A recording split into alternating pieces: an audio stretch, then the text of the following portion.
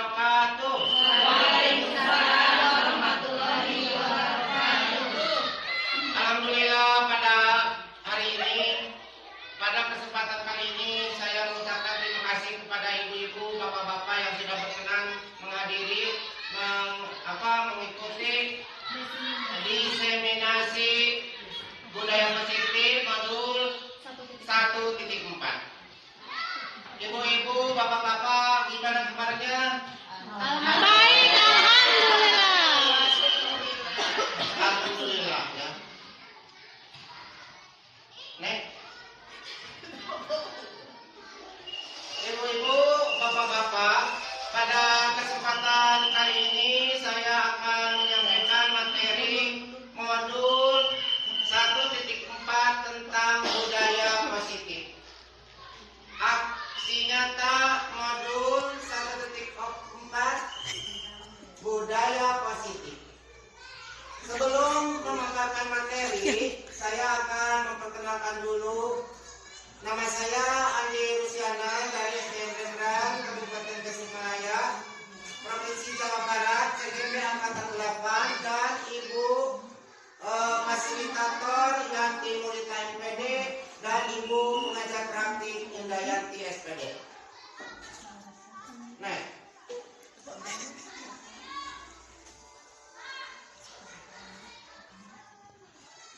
ibu-ibu, guru-guru hebat, saya akan menyampaikan materi tentang budaya positif. Tapi sebelum menyampaikan materi tentang budaya positif, saya akan menyampaikan dulu tujuan pendidikan menurut Ki Hajar Dewantara.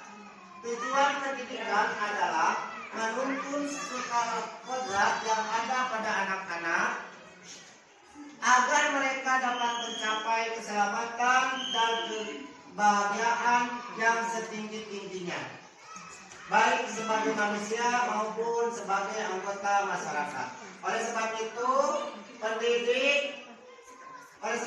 pendidik itu hanya dapat menuntun tumbuh atau hidupnya kekuatan kodrat yang ada pada anak-anak agar dapat memperbaiki lakunya, bukan dasarnya hidup dan tumbuhnya kekuatan kodrat anak.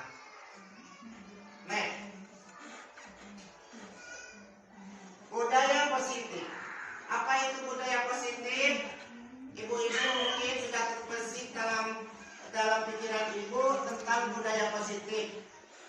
Budaya positif ini adalah di sekolah, yaitu nilai dan kebiasaan di sekolah yang berpihak pada murid agar mereka dapat berkembang menjadi pribadi yang kritis, penuh rahmat dan bertanggung jawab sesuai dengan profil pelajar Pancasila. Ibu-ibu, sebelum lanjut materi yang lain, mungkin dalam pikiran ibu sudah terbersih ya, terpikir apa itu budaya positif yang ada di sekolah kita. Contohnya yang di SD Rengrang, contohnya budaya positif. Kita mendengar budaya positif berarti kebudayaan atau kebiasaan yang baik-baik yang suka dilaksanakan di SD Rengrang. Ya, sholat duha, apalagi membaca ayat Al-Quran, Asmaul Husna. Ya, literasi sebelum belajar dimulai. Apalagi? Ya, memberi salam. Ya, senyum, sapa, dan salam. 5S ya, budaya 5S. Apalagi? Ya, berbaris sebelum masuk kelas. Gotong royong. Apalagi? Saling menghargai dan menghormati. Ya, saling menghargai dan menghormati. Apalagi? Ya, cukup. Ya. Nah, itu adalah budaya positif yang dilaksanakan di sekolah kita. Nih.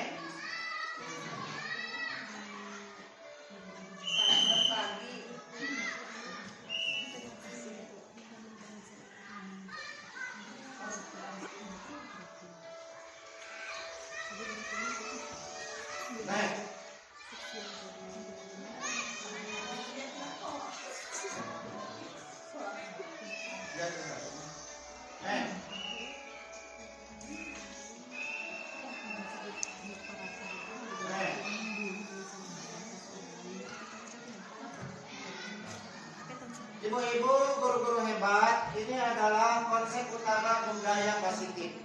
Yang pertama, perubahan paradigma belajar. Yang kedua, disiplin positif dan nilai-nilai kebajikan. Yang ketiga, kebutuhan dasar manusia. Yang keempat, motivasi perilaku manusia. Yang kelima, 5 posisi kontrol guru. 6, keyakinan kelas. Dan ketujuh, segitiga restitusi. Next.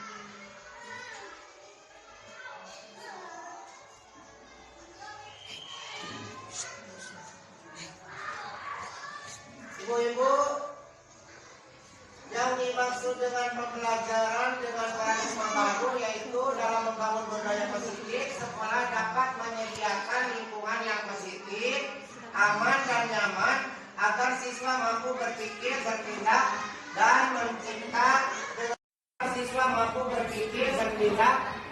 mencipta dengan merdeka, mandiri dan bertanggung jawab.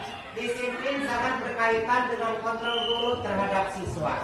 Coba Ibu berikan contoh disiplin positif yang ada di sekolah kita.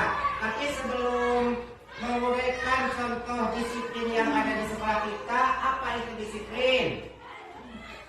Siapa yang tahu? Ibu-ibu guru hebat, apa yang dimaksud dengan disiplin? Tata tertib, mentaati peraturan.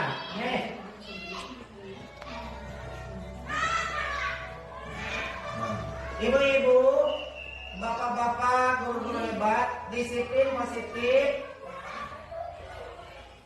yaitu terlahir dari kesadaran diri. Disiplin mengacu pada nilai-nilai kebajikan universal. Murid yang disiplin memiliki motivasi intrinsik dalam perubahan perilaku ke arah yang lebih baik.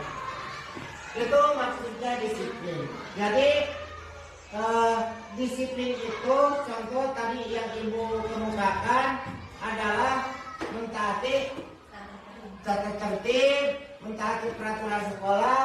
Nah itu yang datangnya terlahir dari kesadaran diri. Nih.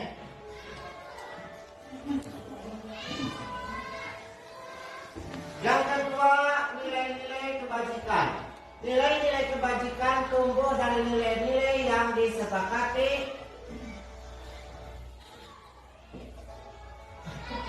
disepakati oleh bersama terlepas dari suku, bahasa, bangsa, agama maupun latar belakangnya.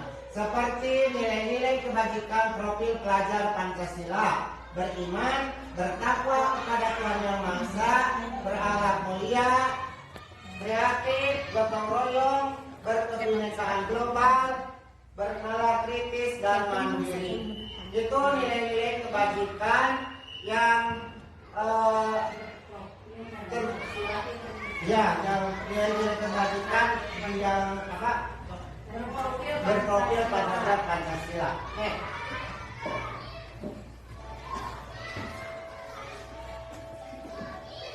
Yang ketiga, kebutuhan dasar manusia. Segala sesuatu yang dilakukan untuk mendapatkan apa yang kita inginkan disebut kebutuhan dasar manusia. Sebelum memaparkan ke materi yang lain, coba kebutuhan dasar manusia apa saja? Sadang dan aman. Pendidikan. Ya, pendidikan bisa. Dasar kebutuhan hidup manusia bertahan hidup, makanan, pakaian, tempat tinggal, keamanan, dan kesehatan. Coba Ibu bayangkan kalau kita sedang belajar di kelas 2, di kelas 3, sedang mengajar ada anak yang tidak ada kelaparan. Apakah belajarnya akan bagus? Tidak. Nah, makanya itu kebutuhan dasar hidup. Oleh karena itu kita sebagai guru harus begitu anak masuk ke kelas harus ditanya sudah makan belum. Ya, kalau belum, kenapa belum? Mungkin ada yang puasa, kenapa belum? Mungkin ada yang tidak punya makanan di rumahnya. Oleh karena itu, yang sekolah guru harus memberikannya. Pakaian, coba lihat anak kita di kelas ya, kalau pakaiannya orang lainnya bagus-bagus, yang satu jelek, itu bagaimana pelajaran kita, nyaman tidak? Tidak, oleh karena itu harus ada perhatian dari pihak sekolah untuk memberikan pakaian kepada anak yang tidak layak. Ya. Bagus. Terus tempat tinggal, keamanan dan kesehatan. Kesehatannya juga harus diperhatikan oleh kita. Yang selanjutnya, dasar kebutuhan hidup manusia itu kasih sayang dan rasa diterima. Jadi kita sebagai guru harus punya rasa kasih sayang terhadap anak didik kita dan rasa diterima. Jangan sampai kita membeda-bedakan anak dan suku A, suku B, suku C. Dari manapun sukunya, anak tersebut harus diterima. Jadi anak tersebut merasa nyaman bertemu dengan guru. Yang ketiga, penguasaan. Pemimpin diakui berprestasi. Nah, kita sebagai guru harus bisa menjadikan generasi murid kita itu menjadi pemimpin, diakui oleh kita, berprestasi, didengar, harga diri, keinginan untuk dianggap. Jadi semua pendapat guru itu harus dihargai.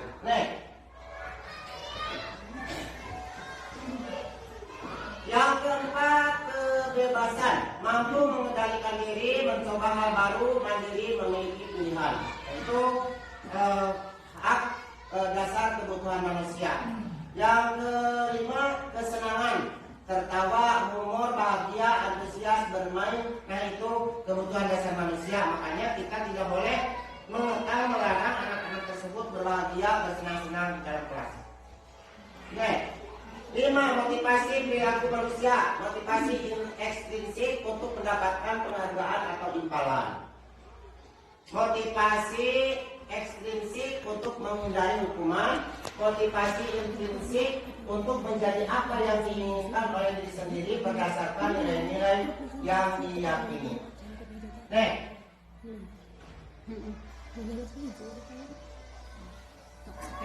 Ibu-ibu guru-guru hebat. 5 posisi kontrol guru. Pertama, posisi 1 penghukum.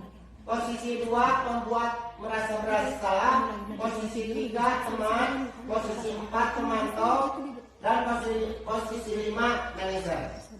Dari kelima posisi kontrol tersebut, kira-kira mana yang harus ada di diri seorang pendidik? Manajer. Ya. Penghukum, contoh, ada anak kesiangan ke sekolah, kesiangan terlambat 15 menit atau 10 menit. Anak tersebut tidak dipersilakan masuk ke kelas, tapi disuruh muter di lapang atau disuruh berdiri di depan kelas. Nah, itu penghukum, tidak boleh. Ya. Yang kedua, posisi membuat merasa bersalah. Contoh, kita bertemu dengan anak, ya, bertemu dengan anak tersebut membuat kesalahan. Anak tersebut membuat kesalahan, nah oleh guru tersebut ditanya, nah kenapa kamu kemarin mencontek atau merobek buku teman? Ibu, kemarin teman saya itu mengesalkan atau dia mencontek pekerjaan saya. Nah, itu sudah manusiawi, sudah kebiasaan, namanya juga manusia, tempatnya salah. Nah, itu anak tersebut bukan merasa dibela, tapi dia itu merasa membuat bersalah. Kalau gurunya itu memberikan semacam contoh-contoh yang dilakukan. Posisi 3, teman.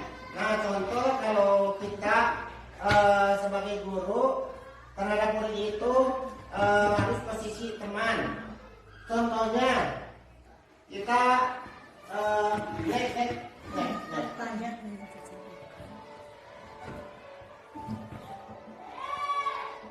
Nah, penghukum sekarang juga lari mengelilingi lapangan sebanyak 20 kali. Nah, itu penghukum, tidak boleh. Kasus siswa terlambat datang ke sekolah, membuat merasa bersalah. Berapa kali Bapak harus menasihatimu, kamu selalu mengecewakan Bapak. Nah, itu sebenarnya tidak boleh dimiliki oleh seorang pendidik.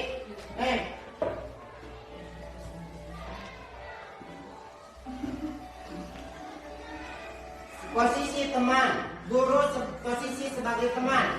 Tolong bantu Bapak Ya, sekali ini saja ikuti aturan sekolah, oke? Yang sudah tidak apa-apa silakan masuk ke kelas. Nah itu posisi teman. Guru sebagai posisi teman. Yang kasus selanjutnya siswa terlambat datang ke sekolah. Pemantau, kamu sudah melanggar aturan sekolah. Tahu konsekuensinya? Sekarang kamu berdiri di depan kelas selama jam pertama. Nah itu pemantau, tidak boleh. Ya, lanjut. Penerapan 5 posisi kontrol selanjutnya yaitu siswa terlambat datang ke sekolah. Manajer, Bapak melihat kamu hari ini terlambat. Apakah kamu menyadari bahwa itu salah? Kita sebagai manusia tidak akan pernah lepas dari kesalahan yang paling penting. Harus bisa memperbaiki kesalahan. Nah itu posisi sebagai manajer. Kita diharuskan mempunyai karakter posisi manajer seorang pendidik. Apabila ada anak yang bersalah itu diajak ngobrol, apa solusinya, bagaimana kedepannya supaya dia memperbaiki kelakuannya. Yang selanjutnya sebagai manajer, apakah kamu siap memperbaiki kesalahan ini? Bagaimana caranya agar kamu bisa memperbaikinya? Bapak yakin kamu pasti bisa berubah. Nah itu sebagai guru tidak boleh menjadi penghukum, tidak boleh menjadi tadi yang sudah disebutkan yang 5 itu apa saja? Yang 5 itu 5 posisi kontrol. Ya, pembuat rasa bersalah, teman, pemantau. Kita diajukan diri mencoba hal baru, mandiri, memiliki pilihan. Itu hak dasar kebutuhan manusia. Yang kelima, kesenangan, tertawa, humor, bahagia, antusias, bermain. Nah itu kebutuhan dasar manusia. Makanya kita tidak boleh mengekang, melarang anak-anak tersebut berbahagia, bersenang-senang di dalam kelas. Oke. 5. Motivasi perilaku manusia. Motivasi ekstrinsik untuk mendapatkan penghargaan atau imbalan. Teman pemantau, kita diajukan untuk manajer, menjadi seorang manajer. Jadi tidak boleh memarahi anak, menasihati anak di depan teman-temannya. Jadi kalau ada masalah anak itu harus diajak bicara secara baik-baik, dipanggil oleh kita. Nah kita itu sebagai guru berposisi manajer. Selanjutnya, keyakinan kelas. Keyakinan kelas merupakan sebuah nilai-nilai kebajikan yang dibentuk setiap di kelas masing-masing, ya. Keyakinan kelas. Contoh ibu-ibu masuk ke kelas pada tahun ajaran pertama itu sebelum pelajaran dimulai, kita itu harus membuat keyakinan kelas dulu. Keyakinan kelas itu berbeda dengan peraturan sekolah, berbeda dengan tata tertib. Keyakinan kelas itu datang dari hati dengan kesadaran diri pribadi. Contoh, ibu masuk ke kelas 3 atau kelas 2. Anak-anak sekarang sebelum pembelajaran dimulai, kita buat keyakinan kelas dulu. Contoh keyakinan kelas apa saja?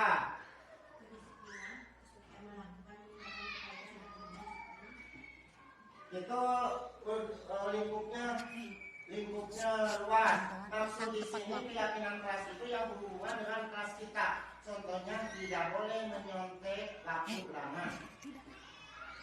Datang tepat waktu. Iya, datang tepat waktu. Apalagi Saling menghargai dan menghormati. Saling menghargai dan menghormati. Apalagi Berbicara dengan sopan dan santun. ya, berbicara dengan sopan dan santun. Apalagi oke, cukup. Kerja sama dengan tim, gotong royong. Ya, gotong royong. Contoh ibu, kita masuk ke kelas, membuat keyakinan kelas dulu. Pertama, datang tepat waktu. Ada anak tepat waktu datang ke kelas, dan itu tidak boleh dihukum, tidak boleh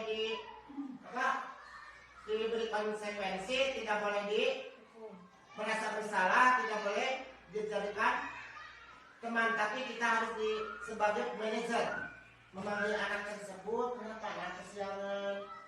Ya. Nah, bukan karena anak kesiangan. Terus mungkin jawaban alasan anak tersebut akan kita masuk kepada permasalahan manajer. Selanjutnya, next. Pembentukan keyakinan kelas bersifat abstrak dan universal. Pernyataan positif dan mudah diingat sesuai dengan kondisi kelas. Semua warga kelas dilibatkan. Itu pembentukan keyakinan kelas. Nah, ibu-ibu, setelah kita mempelajari modul 1.4 tentang budaya positif, kita bisa melaksanakan pembentukan keyakinan kelas di setiap mau pembelajaran. Lanjut.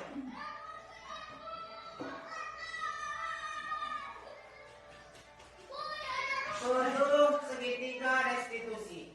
Segitiga restitusi merupakan suatu proses dialog yang dijalankan oleh guru agar dapat menghasilkan murid yang mandiri dan bertanggung jawab. Next.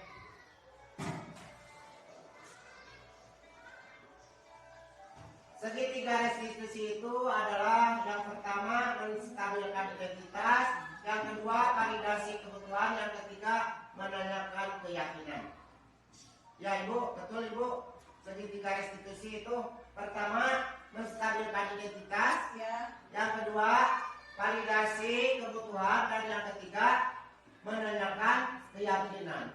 Alhamdulillah saya sudah melaksanakan segitiga restitusi di SD Rendang.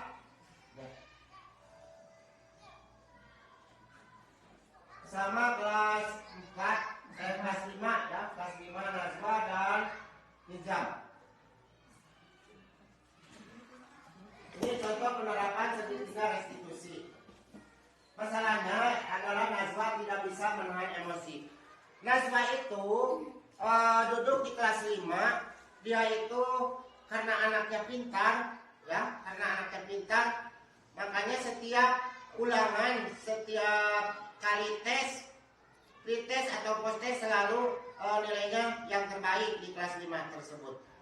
Dan ada temannya yang bernama Zahra, Zahra itu selalu menyontek kepada Najwa. Karena Najwa itu saking kesalnya, marah, dia itu merobek-robek buku Zahra. Akhirnya ada guru kelas atau ketua kelas melaporkan kepada guru. Ibu, itu bukunya Zahra disobek-sobek oleh Najwa. Makanya dipanggil Najwa tersebut. Kenapa Najwa buku Zahra disobek-sobek? Itu katanya dia itu marah, merasa kesal karena Zahra selalu menyontek ulangan Najwa. Nah, itu sebenarnya kalau di posisi guru juga sama. Kalau ada orang yang bersalah kepada kita, mungkin kita juga kesal. Tapi solusinya tidak boleh begitu. Kita itu harus mentaati dulu keyakinan kelas yang sudah disepakati di kelas. Di antaranya menghormati dan menghargai teman. Dengan keluar dari kesepakatan kelas, makanya Najwa itu dia itu sudah keluar dari keyakinan kelas, yaitu menghormati teman, merobek bukunya Zahra, meskipun Zahra itu bersalah menyontek ulangan Najwa, tapi tidak boleh begitu caranya.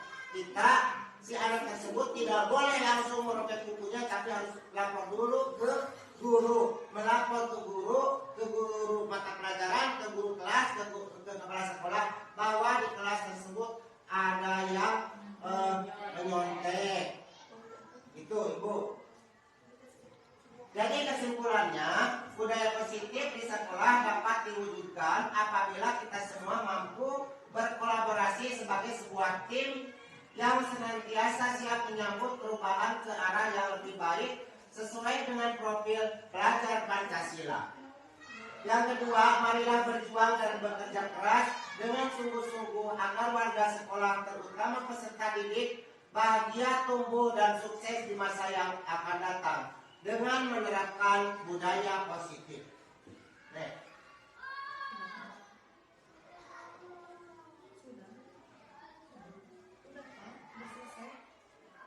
Alhamdulillah Ibu, terima kasih. Mari kita bergerak, Ibu guru-guru hebat. Alhamdulillah pemaparan modul 1.4 sudah selesai. Mudah-mudahan bermanfaat bagi kita dan diakhiri dengan doa. Billahi taufiq wal hidayah. Wassalamualaikum warahmatullahi wabarakatuh. Sebelum pelajaran materi modul 1.4 diakhiri, kita ada speaking dulu. Siap ibu-ibu, siap? Ya. Kalau saya bilang pagi, tepuk tangan 1. Kalau bilang siang, tepuk tangan 2. Kalau bilang malam, tidak boleh tepuk tangan. Ya, ya. Pagi, siang, pagi, siang, malam. Bagus. Berarti alhamdulillah semuanya berkonsentrasi. Wassalamualaikum warahmatullahi wabarakatuh.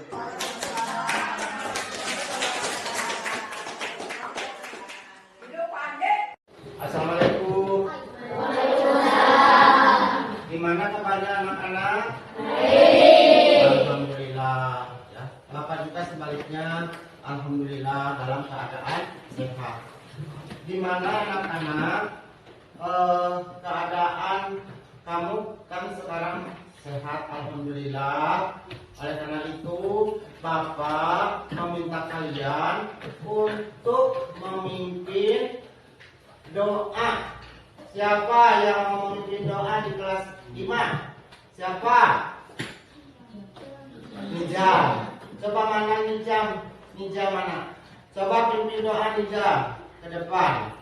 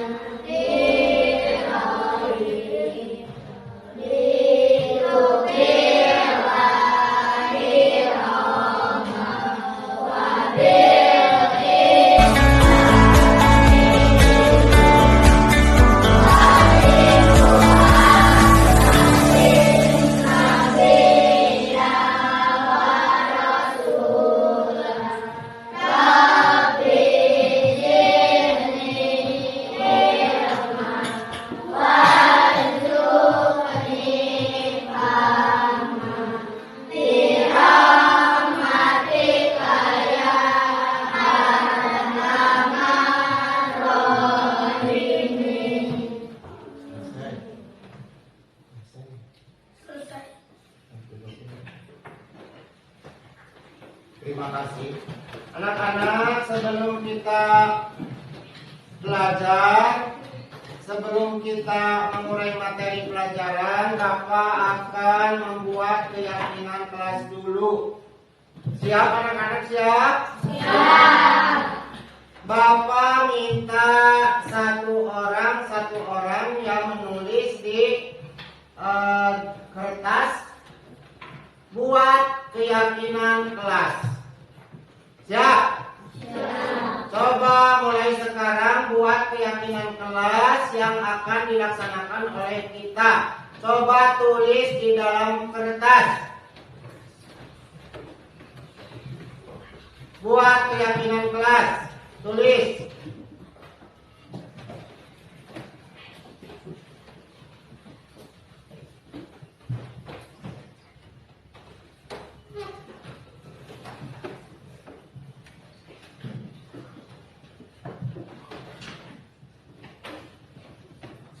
Sudah? Siapa yang sudah? Cung. Acungkan tangan. Siapa yang belum? Coba buat keyakinan kelas. Yang sudah tempel ke depan. Satu orang. Dari mulai meja depan. Najwa, coba keyakinan kelas kalian tempel di papan tulis.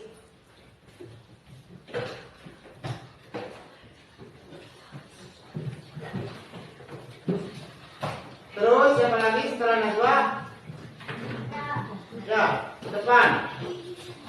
Terus Andri.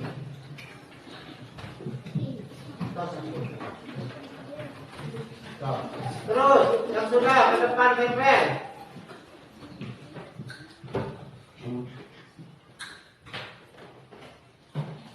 Terus yang sudah tepat tempel ke papan tulis yang sudah menulis keyakinan kelas.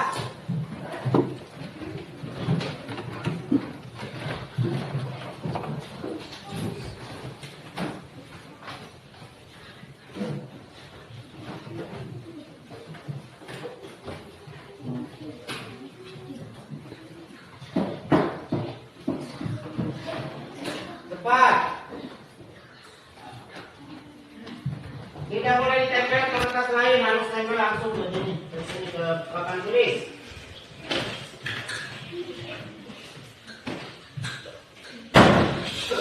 Cepat.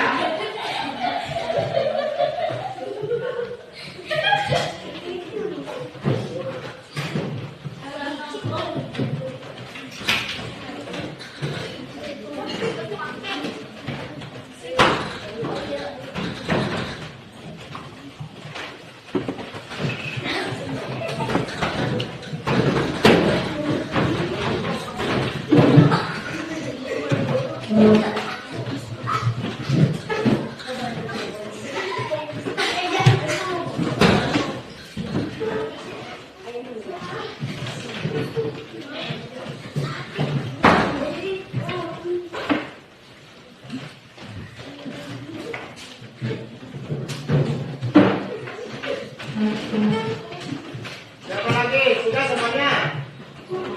Tinggal siapa? Terima kasih anak-anak. Kalian sudah bekerja sama untuk membuat keyakinan kelas. Bapak akan mencoba membaca keyakinan kelas yang sudah kami buat. Keyakinan kelas 5 adalah tidak boleh menghina. Ya. Keyakinan kelas menyapu kelas, tidak boleh menyontek. Berdoa sebelum belajar, berdoa sesudah belajar. Tidak boleh menyontek. Menyapu ruangan kelas. Menghormati teman. Datang tepat waktu. Terus datang tepat waktu. Bismillahirrahmanirrahim. Assalamualaikum warahmatullahi wabarakatuh. Perkenalkan, nama saya Nurul Poadah dari SDN Rengrang. Saya ucapkan terima kasih kepada Pak Andi yang telah menyampaikan diseminasi tentang budaya positif. Saya sangat senang mendapat materi tersebut karena itu membuka wawasan dan menambah pengetahuan saya tentang budaya positif yang harus diterapkan di sekolah. Ada satu hal menarik bagi saya tentang budaya positif, yaitu 5 posisi kontrol. Insya Allah saya akan menerapkan materi ini dan mudah-mudahan saya bisa menjadi guru sekaligus menjadi manajer bagi siswa-siswa saya. Terima kasih kepada Pak Andi Rusiana. Semoga Pak Andi menjadi calon guru penggerak yang hebat. Sekian dari saya. Terima kasih. Wassalamualaikum warahmatullahi wabarakatuh. Assalamualaikum warahmatullahi wabarakatuh. Saya Nijem dari kelas 5 mengucapkan terima kasih kepada Bapak Guru yang telah memberikan materi tentang budaya positif di sekolah, yaitu tentang keyakinan kelas, dan insya Allah akan kami laksanakan sesuai kesepakatan kelas. Wassalamualaikum warahmatullahi wabarakatuh. Assalamualaikum warahmatullahi wabarakatuh. Saya mengucapkan terima kasih kepada Bapak Guru yang telah memberikan materi tentang budaya positif di sekolah, yaitu tentang keyakinan kelas, dan insya Allah kami laksanakan sesuai kesepakatan kelas. Wassalamualaikum. Assalamualaikum Pak. Waalaikumsalam. Waalaikumsalam warahmatullahi wabarakatuh. Najwa, gimana kabarnya? Baik? Alhamdulillah baik Pak. Alhamdulillah. Apakah Najwa tahu bahwa Bapak itu memanggil Najwa ke kantor ini? Tahu tidak? Tidak. Ada kabar dari ketua kelas bahwa Najwa itu marah-marah dan merobek-robek buku Zahra. Emangnya kenapa? Iya Pak, benar. Kami kesal banget dengan Zahra. Tiap hari itu nyontek terus dengan kami di kelas. Tapi bukan cuma PR aja yang diconteknya Pak. Tapi hampir semua pelajaran yang lainnya dia nyontek ke kami. Dan misalkan kami nggak ngasih contekan itu, dia bilangnya kami pelit Pak. Subhanallah, ya wajarlah ya kalau Najwa marah dan kesal. Kalau Bapak di posisi Najwa, Bapak pun pasti akan melakukan hal yang sama. Nah, terus apa yang Najwa lakukan terhadap Zahra? Kami marah-marah Pak sama Zahranya dan tanpa sadar pas marah-marah itu kami merobek bukunya. Robek bukunya? Iya Pak. Nah, kalau kayak Najwa pasti punya alasan sampai merobek bukunya. Bapak boleh kasih tahu apa alasannya? Masa iya kami biarkan nyontek terus sama kami? Dia itu tidak mau usaha sendiri Pak. Kami capek-capek ngerjakannya. Dia enak aja tinggal nyalin. Jadi siapa yang tidak kesal Pak melihat kayak gitu? Oh iya, wajarlah kalau Najwa merasa kesal. Najwa pasti nggak rela ya, kan tugasnya dicontek terus Zahra. Tinggal melihatnya aja tugas Najwa. Nah, Bapak sih sebenarnya sangat menghargai apa tindakan Najwa lakukan. Tidak lebih buruk daripada tadi, seperti kayak memukul Zahra atau misalkan melakukan tindakan fisik yang lainnya.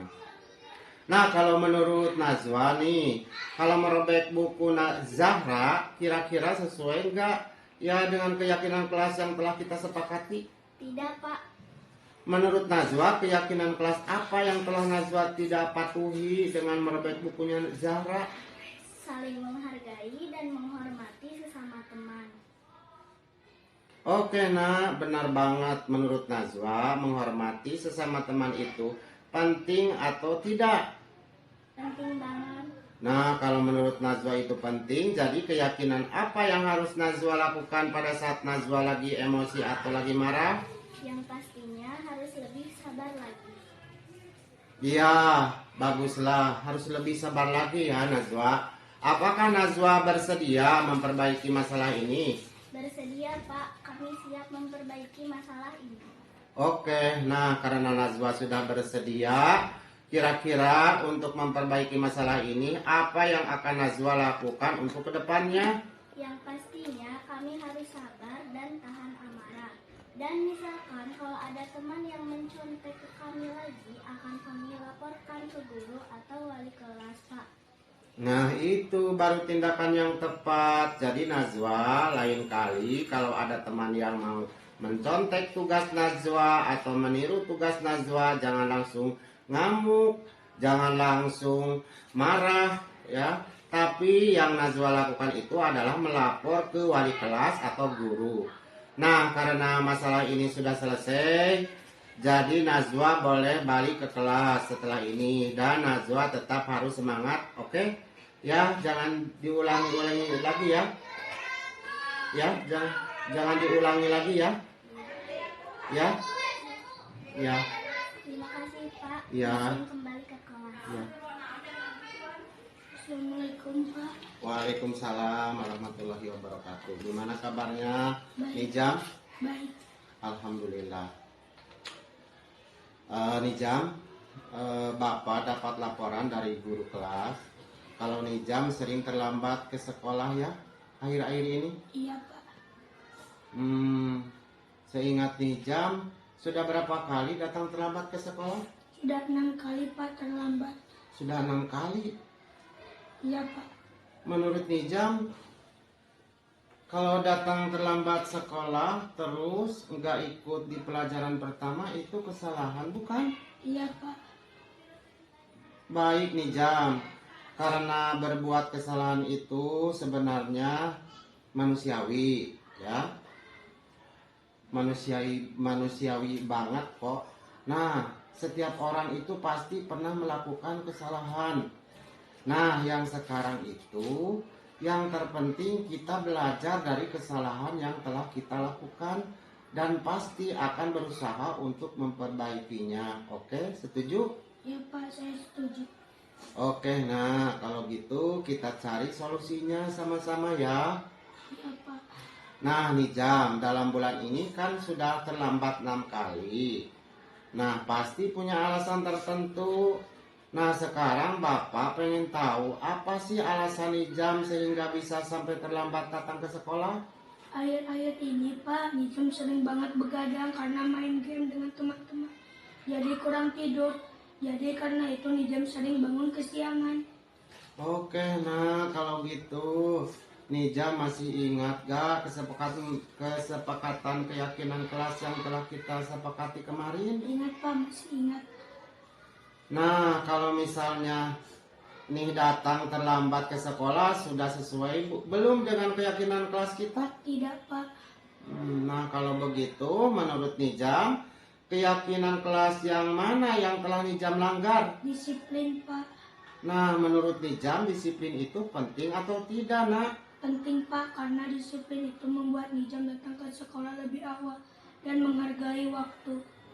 Oke, nah betul sekali karena menghargai waktu itu sangat penting dan tentunya sangat bermanfaat untuk kita. Nah, sama halnya kita menghargai orang-orang yang ada di sekitar kita dan juga tugas-tugas tidak terlalu menumpuk dan kita juga bisa melatih rasa kepedulian kita terhadap orang lain. Ya? Apa? Nah, sikap meminta maaf ini sebenarnya sudah bagus untuk Nijam. Kalau begitu, menurut Nijam, apa yang perlu Nijam lakukan sehingga datang tidak terlambat lagi ke sekolah? Saya akan usahakan Pak, saya akan tidur lebih awal dan saya tidak akan main game lagi sampai larut malam. Oke, nah sekarang Nijam sudah temukan solusinya ya, supaya tidak terlambat lagi datang ke sekolah. Nah, setelah ini Bapak akan menghubungi orang tua Nijam dan bekerja sama untuk membantu mengingatkan Nijam supaya tidak main HP terlalu larut malam dan bisa bangun pagi. Ya? Iya Pak. Nah, sekarang Nijam sudah bisa kembali ke kelas dan karena Nijam ada banyak tugas yang tidak dikerjakan selama 6 kali terlambat nanti silakan dikerjakan ya.